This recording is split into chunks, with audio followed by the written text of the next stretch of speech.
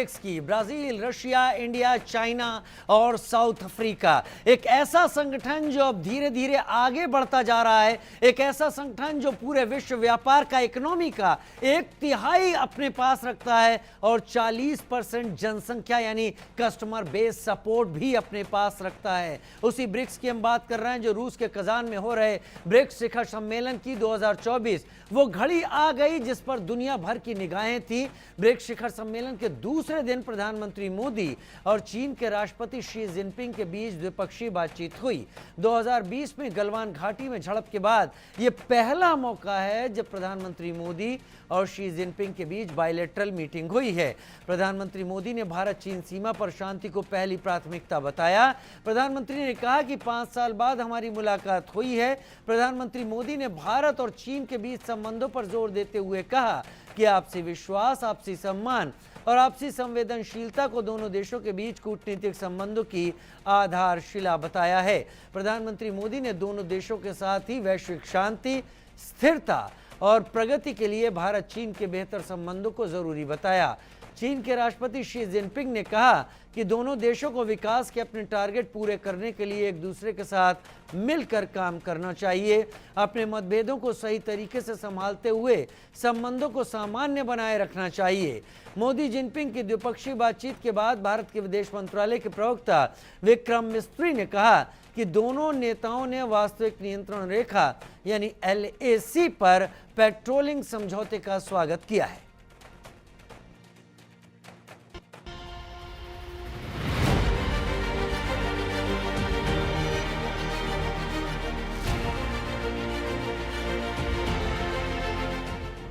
प्रधानमंत्री नरेंद्र मोदी रूस के कजान में ब्रिक्स नेताओं के लिए आयोजित रात्रिभोज संगीत समारोह में शामिल हुए। ब्रिक्स शिखर सम्मेलन के दौरान प्रधानमंत्री नरेंद्र मोदी और अन्य नेताओं ने कजान एक्सपो सेंटर में ग्रुप फोटो के पोज दिए। प्रधानमंत्री और चीन के राष्ट्रपति जिनपिंग की ये तस्वीरें खास हैं। खास इसलिए क्योंकि भारत और चीन के बीच तल्ख रिश्तों के सुधरने, दोनों देशों के करीब आने की झलक देती ये तस्वीरें भारत चीन के रिश्तों की नई कहानी लिखने जा रही हैं। रूस के कजान में मोदी और शी जिनपिंग के रात्रिभोज संगीत समारोह की ये तस्वीरें हों या फिर कजान एक्सपो सेंटर में ग्रुप फोटो, मोदी, पुतिन और जिनपिंग का एक साथ आना भारत चीन के मजबूत होते संबंधों के साथ ही पश्चिमी देशों के लिए एक बड़ा संकेत है। प्रधानमंत्री नरेंद्र मोदी और चीन के राष्ट्रपति शी जिनपिंग की ये 21वीं मुलाकात है। पिछले 4 सालों में पुतिन के तेवर ढीले पड़े हैं। 2020 में गलवान घाटी में चीनी घुसपैठ और उसके बाद उपजे तनाव के बाद ये पहली मुलाकात दोनों देशों के रिश्तों में नया मोड़ लेकर आई है। उम्मीद की जा रही है कि भारत और चीन के रिश्तों में मिठास आएगी, LAC पर जारी तनाव कम होगा, दोनों देशों के बीच कूटनीतिक और द्विपक्षीय संबंध मजबूत होंगे, आर्थिक और क्षेत्रीय हितों को लेकर नया अध्याय लिखा जाएगा, दोनों देशों के बीच व्यापार में और तेजी आएगी, सांस्कृतिक आदान प्रदान को बढ़ावा मिलेगा। हमारा मानना है कि भारत और चीन के संबंधों का महत्व केवल हमारे लोगों के लिए ही नहीं, लेकिन वैश्विक शांति, स्थिरता और प्रगति के लिए भी हमारे संबंध बहुत अहम है। एक्सेलेंसी, सीमा पार पिछले 4 वर्षों में उत्पन्न हुए मुद्दों पर बनी सहमति का हम स्वागत करते हैं।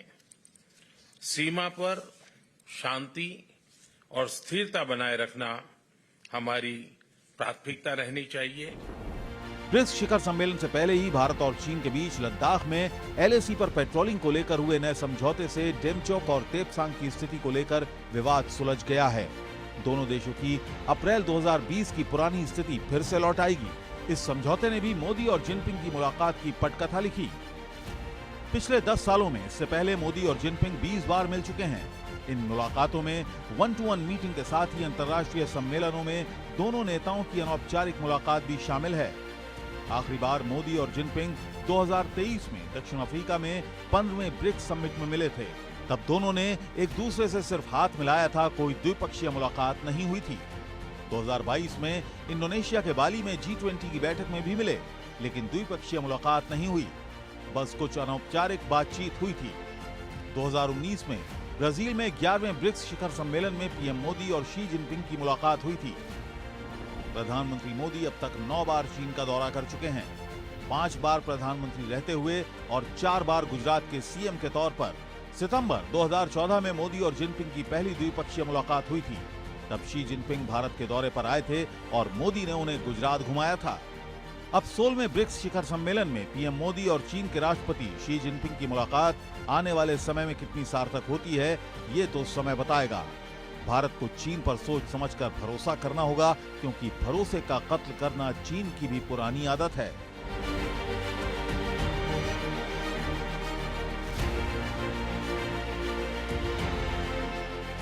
Bureau report, India news. Kazan में हो रही ब्रिक्स समिट, 16वीं ब्रिक्स समिट बहुत कुछ अपने में समेटे हुए थे। प्रधानमंत्री नरेंद्र मोदी यहां पहुंचे और उम्मीद थी जैसी कि उनकी मुलाकात चीन के राष्ट्रपति शी जिनपिंग के साथ हो। हालांकि शुरुआत में दोनों ही तरफ से एमईए ने कुछ साफ करने से इनकार किया, लेकिन ये मुलाकात हुई और अब इस पर चर्चा भी बनती है। हमारे साथ कुछ खास मेहमान इस वक्त जुड़ रहे हैं। हमारे साथ प्रोफेसर स्वर्ण सिंह जुड़ रहे हैं, जो कि विदेश मामलों के जानकार हैं, सेंटर फॉर इंटरनेशनल स्टडीज से जुड़े हुए हैं। बहुत स्वागत है प्रोफेसर आपका। जेके त्रिपाठी साहब, पूर्व राजदूत, हमारे साथ जुड़ रहे हैं। बहुत स्वागत है जेके त्रिपाठी साहब आपका। और सना हाशमी, सदस्य ताइवान इंडिया एक्सचेंज फाउंडेशन, हमारे साथ इस वक्त जुड़ रही हैं। सबसे पहले प्रोफेसर स्वर्ण सिंह, आपसे सवाल मेरा, और समझने की कोशिश भी कि वर्तमान हालातों को मैं किस तरीके से देखूं। क्या ब्रिक्स की साइडलाइन पर हुई ये शुरुआत, ये मुलाकात नई शुरुआत कही जा सकती है भारत और चीन को लेकर? जाहिर है कि भारत और चीन के राष्ट्राध्यक्ष यदि आपस में सीधी बात करते हैं, वो भी औपचारिक प्रतिनिधि मंडल के साथ, तो इसको कम से कम मील का पत्थर तो कहा ही जा सकता है। और इसकी अपेक्षा भी कुछ हद तक थी। जिस तरह से बड़ी तेजी से लगातार वार्तालाप हो रहा था दोनों तरफ से। आपको मैं याद दिलाना चाहूँगा कि अप्रैल के महीने में न्यूज़ वीक में प्रधानमंत्री मोदी का एक साक्षात्कार छपा था, जिसमें उन्होंने कहा था कि पुराने इतिहास को छोड़कर हमें भविष्य की तरफ देखना चाहिए और आपस में हिस्सेदारी बनाकर शांति और विकास की ओर बढ़ना चाहिए। तब से लगातार छोटे या बड़े निर्णय या संकेत आते रहे दोनों तरफ से। और खासकर यदि आपको डोकलाम 2017 का याद हो, तभी ब्रिक्स के सम्मेलन से पहले ही करीब 28 अगस्त को, 5 अगस्त को सम्मेलन था या 7 अगस्त को, इसी तरह से जल्दी से कोशिश करके कुछ बात को सुलझाया गया था। तो इस बार भी सोमवार को जो संधि दोनों तरफ से साझा हुई, वो शायद इसी उद्देश्य से थी कि किसी तरह से दोनों तरफ से प्रधानमंत्री नरेंद्र मोदी और राष्ट्रपति शी जिनपिंग की आपस में सीधी प्रतिनिधि मंडल के साथ औपचारिक बातचीत हो पाए। पर यह भी ध्यान देना होगा कि ये जो संधि हुई है, ये इसमें बहुत ही सीमित बात कही गई है कि 7 जगह में आपसी तनाव था, जिसमें बाकी जगहों को सुलझा लिया गया है। 2 जगह देपसांग और देमचौक में अभी तक बात सुलझी नहीं थी। वहां पर अब केवल मवेशियों के चराने को लेकर और सेना का जो गश्त लगाना है उसको लेकर क्या प्रबंधन होना चाहिए, उस पर केवल सहमति बनी है। अभी बहुत सा काम बाकी है। अभी सेनाओं को पीछे हटना होगा, डी एस्केलेशन करना होगा, तनाव को कम कैसे किया जाए। फिर उसके बाद फरवरी 2020 में क्या हालत थी, वहां तक जाना चाहेंगे। फिर वापस पीस एंड ट्रैंक्विलिटी की बात करेंगे। बाद में कभी आने वाले 1 या 2-3 दशकों में डिमार्केशन या तो हो जाएगा, या हम सोचेंगे कि इसको भूल जाएं, जैसी सीमा उसको वैसे रखें और दूसरी तरह से योगदान आपस में तालमेल बनाने की कोशिश करें।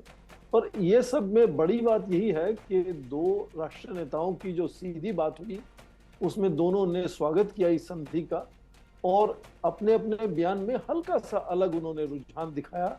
भारत के प्रधानमंत्री ने कहा कि जिस तरह के जो हमारी सीमा को लेकर तनाव वाली सोच है या परसेप्शन में डिफरेंस है, उससे शांति में भंग नहीं होना चाहिए। जबकि चीन के राष्ट्रपति ने कहा कि हमें अपना तालमेल बनाकर जो बातचीत है, वार्तालाप है, कम्युनिकेशन है, उसको सुदृढ़ बनाना चाहिए ताकि हम अपने दोनों के विकास में एक दूसरे के साथ तालमेल बढ़ा सकें। थोड़ा सा जो रुझान है हल्का सा अलग अलग है दोनों तरफ से। पर मुझे लगता है कि दोनों ने यह भी इशारा किया कि शिखर सम्मेलन में, इस तरह की शिखर वार्ता में जो द्विपक्षीय मुद्दे हैं उन पर बहुत ज्यादा ध्यान नहीं होगा। इसके लिए अलग से उनके जो स्पेशल रिप्रेजेंटेटिव्स हैं वो बात करेंगे और वो आगे बात को बढ़ाएंगे। पर इसमें समय लग सकता है, चुनौतियां बनी रहेंगी, पर ये नया रुझान जो है ये मुझे लगता है अपने आप में बड़ा सकारात्मक है। नटशेल में आपको लगता है कि एक नई शुरुआत कही जा सकती है?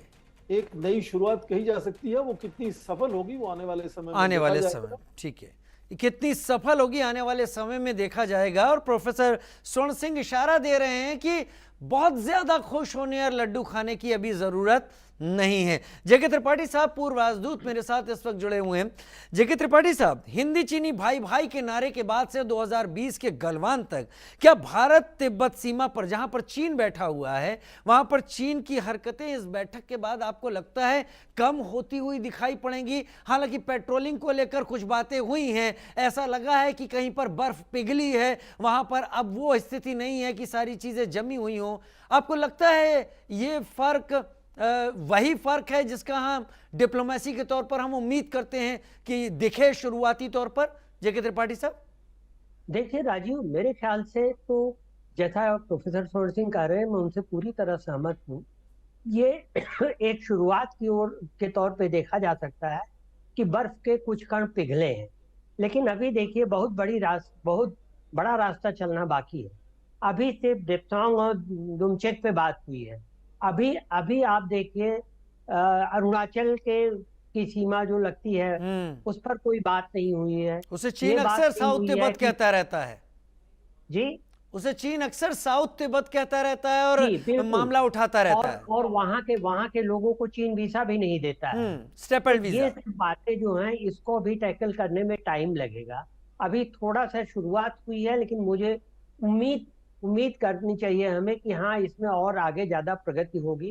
क्योंकि ठीक है, जो है डिसएंगेजमेंट हो गया है, डी एस्केलेशन अब चल रहा है, इसके बाद फिर बाद में डिफ्यूजन की स्थिति आएगी।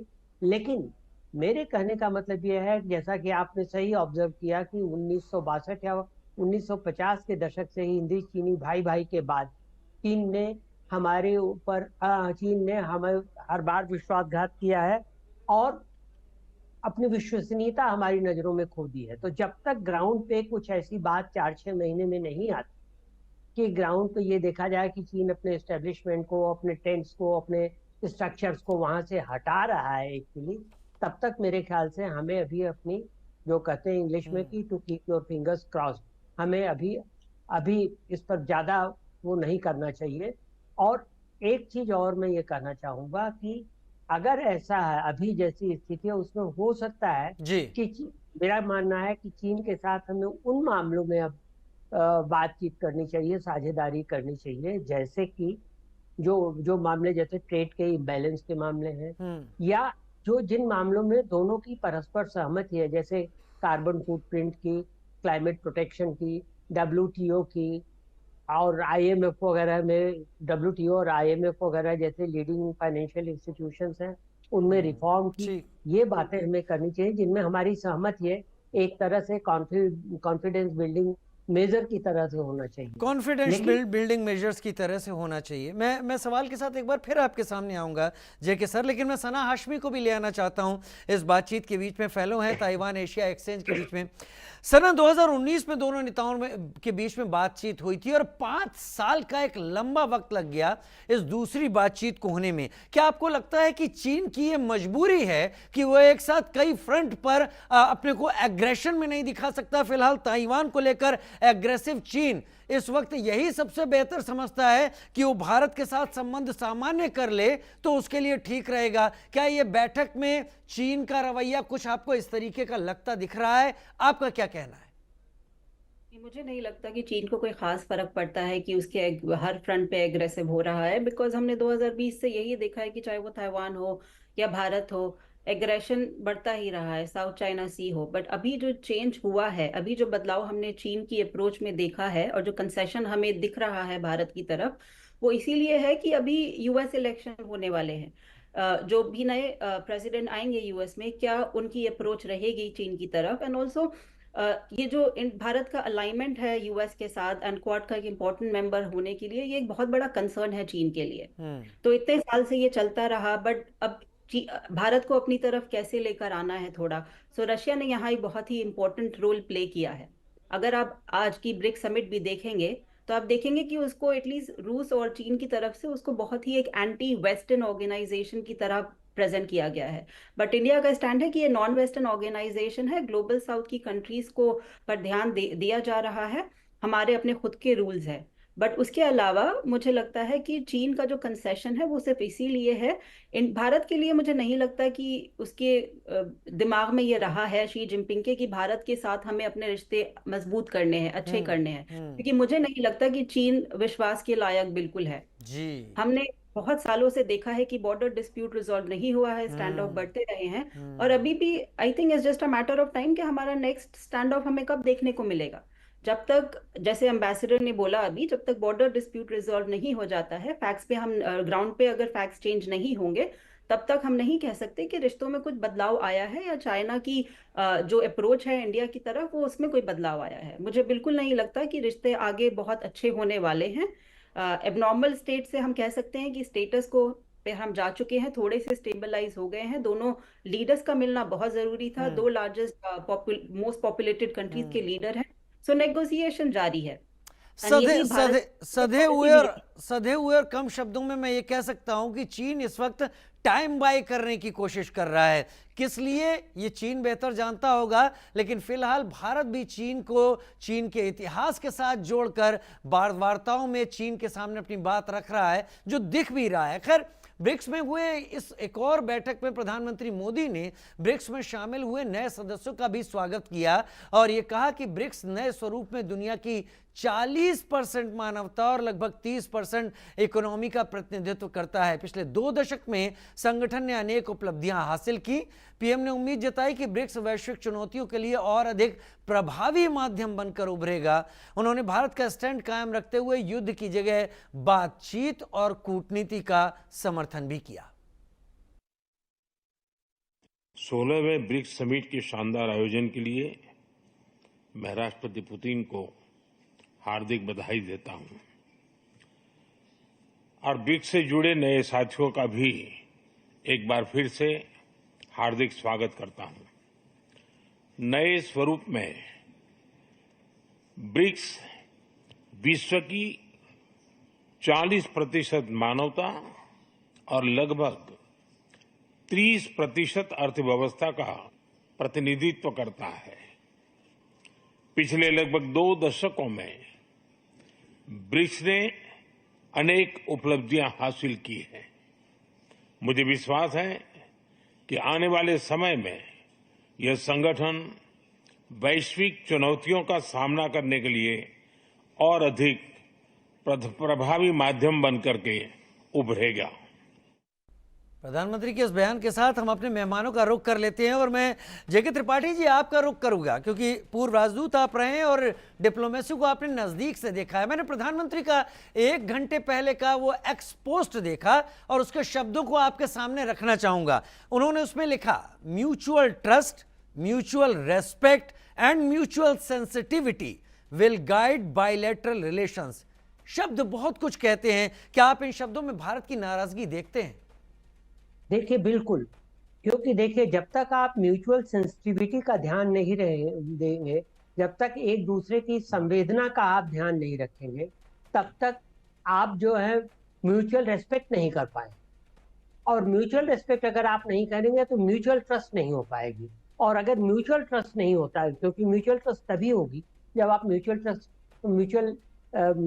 जब आप वो करेंगे, म्यूचुअल रेस्पेक्ट करेंगे। और म्यूचुअल रेस्पेक्ट का मतलब ये सीधा साफ था कि हमारी टेरिटोरियल इंटीग्रिटी का रेस्पेक्ट, हमारी सॉवरेनिटी का रेस्पेक्ट, और तभी म्यूचुअल ट्रस्ट की बात पैदा होगी। यानी भारत ने अपनी नाराजगी जाहिर कर दी है बिना तल्ख हुए। जी जी बिल्कुल, ये साफ बता दिया कि देखिए हम तब तक नहीं इसको मानते जब तक कि आप ऑन द ग्राउंड ये दिखा नहीं देते कि आप म्यूचुअल ट्रस्ट की बात जो करते हैं वो सिर्फ एक ढकोसला नहीं है, वो सही बात। तो ये बहुत बड़ी बात कह दी उन्होंने। और हालांकि अब चीन ने भी कहा है उसमें कि ठीक है हम और भी चीज़ों पे काम करेंगे, साथ में कार्बन फुटप्रिंट पे काम करेंगे और वो क्लाइमेट कंट्रोल के बारे में साझा करेंगे। लेकिन ये चीज, और एक चीज आपने देखी जो मैंने बड़े उससे नोटिस की कि जब ये डेलीगेशन लेवल मीटिंग पे जा रहे थे तो ये दिखाया गया कि शी जिनपिंग वहां पर मौजूद थे। प्रधानमंत्री आते हैं, दरवाजे पे जाके शी जिनपिंग स्वागत करते हैं, उनको ले आके झंडे के पास खड़ा करके जी हाथ मिलाते हैं। जी ये ऐसे है जैसे कोई मेजबान मेहमान को स्वागत कर रहा है। तो इसका मतलब ये है कि शी जिनपिंग ने ये मीटिंग मांगी थी भारत से। भारत से चीन ने ये मीटिंग मांगी थी। वैसे भी जैसे प्रोफेसर सोन सिंह कह रहे थे कि पिछले कई महीनों से, 4-5 महीनों से चीन इस बात का प्रयास कर रहा था भारत को मैं आपकी इस बात को ले जाता हूं प्रोफेसर स्वर्ण सिंह की तरफ। प्रोफेसर स्वर्ण सिंह, आपको भी लगता है कि क्या चीन ने इस मीटिंग की, इस मुलाकात की बात मांगी थी? क्योंकि जब तक ये यात्रा शुरू नहीं हुई थी दोनों देशों के एमईए की तरफ से कोई कंफर्मेशन नहीं था, और ये भी कि अतीत में हुए समझौतों को एलएसी के पास चीन ने कई बार तोड़ा है। क्या भारत को यकीन करना इस वक्त लगता है कि भारत यकीन करेगा? पहले तो क्या भारत ने ये मीटिंग मांगी या चीन ने मांगी, इसको केवल इशारों में ही, जैसे एम्बेसडर त्रिपाठी बॉडी लैंग्वेज वगैरह से या प्रोटोकॉल को देखकर परिभाषित कर रहे हैं, उस पर कोई ठोस तथ्य अभी सामने नहीं है कि किसने मीटिंग मांगी थी। पर मुझे लगता है कि मीटिंग किसी ने भी मांगी हो, उसकी पूरी तैयारी में दोनों तरफ से रुझान नजर आता है एक तरह से, कि दोनों चाहते होंगे तभी इस तरह की मीटिंग संभव हो पाई। और दूसरी बात कि वो लगातार मुलाकातें होती भी रही, ऐसा नहीं कि मुलाकात 2019 के बाद हुई ही नहीं। बाली में जब G20 का समिट हुआ था तब हल्की फुल्की प्लेजेंट्रीज एक दूसरे के साथ शेयर हुई थी, हेलो हाय हुआ था।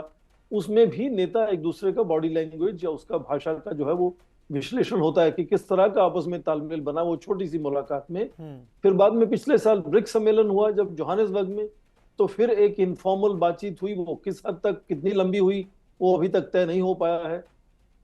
फॉरेन मिनिस्टर लगातार मिलते रहे हैं, जुलाई में 2 बार मिले हैं अभी हाल ही में, उसके बाद हमारे राष्ट्रीय सुरक्षा सलाहकार मिले हैं। तो लगातार मुलाकातें, ऐसा नहीं कि हुई नहीं। तो रुझान धीरे धीरे दोनों तरफ से भांपा गया होगा कि क्या इस तरह की मुलाकात संभव है या नहीं है। उसमें शुरुआत किसने की वो फिलहाल अभी वो तथ्य सामने नहीं है, पर मुझे लगता है कि ये मुलाकात होना अपने आप में ठीक है, एक बड़ा अच्छा संकेत बड़ा है, और अच्छा, इससे मुझे लगता है कि सामरिक निर्देशन कुछ ना कुछ सामने आएगा अभी। ठीक है, मैं लास्ट कमेंट लूंगा सना आपसे। एस जयशंकर ने एससीओ में बयान दिया था कि चीन सीपीईसी बनाकर भारत की संप्रभुता के साथ उल्लंघन कर रहा है, खिलवाड़ कर रहा है, और साथ ही ये भी कि ताइवान को एक काउंसुलेट मुंबई में दिया गया। क्या चीन इन फैसलों से दबाव में आया कि भारत उसे घेरने की कोशिश कर रहा है? और फिर जैसा कि एम्बेसडर त्रिपाठी ने कहा कि ये बॉडी लैंग्वेज बताती है कि उन्होंने मीटिंग मांगी।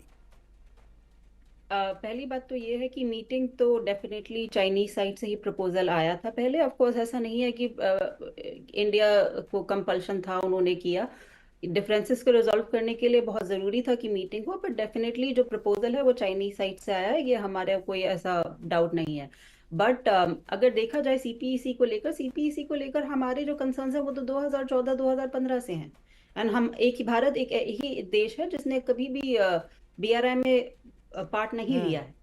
तो मुझे नहीं लगता कि वो सीपीईसी में कि हमारे विदेश मंत्री के बोलने पर या हमारे कुछ कंसर्न दिखाने पर चाइना को कुछ खास फर्क पड़ता है, क्योंकि सीपीईसी पीओके से होकर जाता है, एंड ये इसीलिए एग्जिस्ट करता है सीपीईसी के इंडिया को थोड़ा सा प्री ऑक्यूपाइड रखा जाए। बट ताइवान मैं बोलूंगी कि डायरेक्ट रीजन नहीं है, एक कंट्रीब्यूटिंग रीजन रहा है कि इंडिया जो ताइवान के साथ आउटरीच अच्छा हो रहा है, और जो भी रिसेंटली मुंबई में उनका ऑफिस खुला है, तो रिश्ते जो अभी 4 साल में हुए हैं वो बहुत ही ट्रांसफॉर्म्ड हो चुके हैं और बहुत ही राइट डायरेक्शन में जा रहे हैं। तो एक इंटरनेशनलाइजेशन ऑफ ताइवान का इशू है, और इंडिया का ताइवान की तरफ बढ़ना एक डेफिनेटली एक बहुत बड़ा कंसर्न है चीन के लिए। मुझे लगता है कि डिप्लोमेसी कई बार चीजों को जिस तरीके से परिभाषित करती है और जो पिक्चर दिखाती है उससे भी लार्जर पिक्चर उसके पीछे छुपी हुई होती है। क्या पता इस मीटिंग के पीछे कुछ ऐसा छुपा हुआ हो जो आगे कुछ आने वाले दिनों में दिखाई पड़े। एम्बेसडर जेके त्रिपाठी, प्रोफेसर स्वर्ण सिंह और सना हाशमी, आप तीनों मेरे साथ जुड़े, कीमती वक्त निकाल